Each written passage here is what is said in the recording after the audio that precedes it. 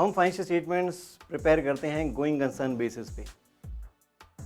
ये एक अजम्पशन है जो हम फॉलो करते हैं कि हमें लगता है कि कंपनी सदा के लिए रहेगी और फोर्सिबल पीरियड के लिए चलती रहेगी। इसी बेसिस पे हम फाइनेंशियल स्टेटमेंट्स प्रिपेयर करते हैं। इसी वजह से अगर आप देखेंगे आपका जो एसेट है प्रॉपर्टी प्लांट एंड इक्विपमेंट का, उसके बारे में डिस्क्लोजर होता है कि इसकी यूज़फुल लाइफ 10 साल है। उसके आगे एक अमाउंट लिखा होता है जिससे दुनिया को ये संकेत जाता है कि ये प्रॉपर्टी प्लांट एंड इक्विपमेंट ये 10 साल के लिए इस्तेमाल करेंगे। 10 साल के लिए तभी इस्तेमाल करेंगे जब कंपनी चलेगी। इसका मतलब यूज़ करने का इरादा है। ट्रेड रिसीवेबल्स और पेबल्स ये दर्शा रहे होते हैं कि हम ये पैसा 1 साल के अंदर दे देंगे। हमारे पास इनफ रिसोर्सेज हैं, लॉन्ग टर्म कमिटमेंट्स हैं लोन्स की, वो भी ये बता रही होती हैं कि हम पे करेंगे आने वाले 10 साल में, जिससे ये भी इंडिकेट होता है कि कंपनी 10 साल तक तो चलेगी। पर जैसे ही आपको पता चलता है कि जो लोन्स लिए थे उनका मैच्योरिटी पीरियड आने वाला है, कि मैनेजमेंट पर्सनल कंपनी के छोड़ के चले गए हैं, कि फाइनेंशियल रेशियोज़ ठीक नहीं है, कंपनी ऑपरेटिंग लॉसेस से जूझ रही है, कोई बड़ा कंपटीटर मार्केट में आ गया है जिससे लगता है कि ये कंपनी अब नहीं चल पाएगी, जैसा हुआ अभी रिसेंटली टेलीकॉम इंडस्ट्री में बहुत सी कंपनियां हिल गई थी कि अब क्या होगा, किस तरीके से हम अपने आप को सस्टेन करेंगे, मेंटेन करेंगे।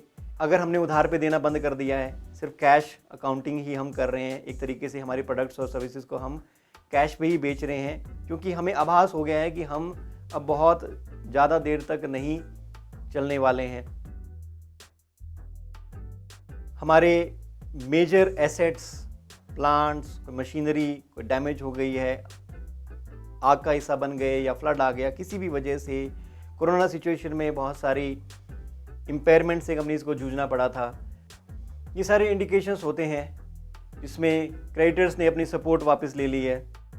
कोई ऐसा कानून आ गया है जिसकी वजह से हमें लगता है कि अब हमारा चलना मुश्किल है, जैसे सनसेट इंडस्ट्री है, प्लास्टिक बैन हो जाता है चलते चलते, तो एकदम से पता चला कि अब हम फोर्सिबल पीरियड के लिए नहीं चल पाएंगे। सनराइज इंडस्ट्रीज़ हैं जो बायोडिग्रेडेबल प्रोडक्ट्स बनाती हैं या एनवायरनमेंट फ्रेंडली प्रोडक्ट्स बनाती हैं, उनके लिए सनराइज़ है।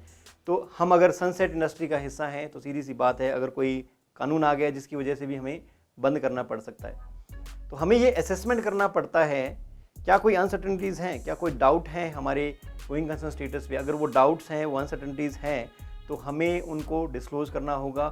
और अगर बिल्कुल ही पता चल गया कि हम तो 12 महीने तक भी नहीं चल पाएंगे, तो हम financial statements going concern basis पे नहीं प्रेजेंट कर सकते हैं।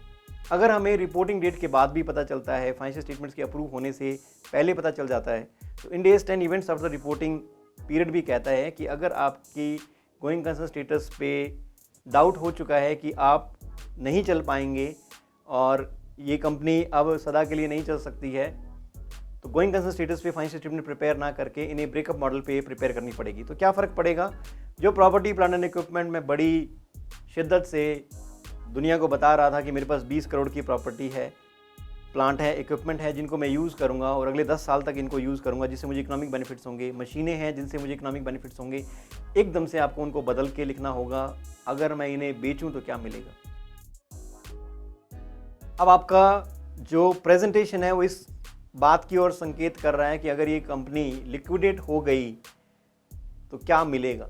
तो अब ब्रेकअप मॉडल पे फाइनेंशियल स्टेटमेंट प्रेजेंट होंगी, गोइंग कंसर्न स्टेटस पे नहीं प्रेजेंट हो सकती है, क्योंकि ये कंपनी अब बिकने वाली है, लिक्विडेशन की कगार पे है और ये अब नहीं चल सकती है। तो इन्हें गोइंग कंसर्न स्टेटस पे फाइनेंशियल स्टेटमेंट्स नहीं प्रिपेयर करनी चाहिए। बहुत सारे यूजर्स का इससे भला हो जाएगा। ऑडिटर को भी नहीं मानना चाहिए कि ये कंपनी सदा चलती रहेगी। अगर सिग्निफिकेंट डाउट्स आ जाते हैं कि किसी भी तरीके से कोई अनरियलिस्टिक ऑल्टरनेटिव नहीं है इनके पास सदा चलने का, इनके पास बेचने के सिवाय कोई चारा नहीं बचता हुआ दिखाई दे रहा है, तो इन्हें गोइंग कंसर्न स्टेटस पे फाइनेंशियल स्टेटमेंट्स प्रिपेयर नहीं करने चाहिए।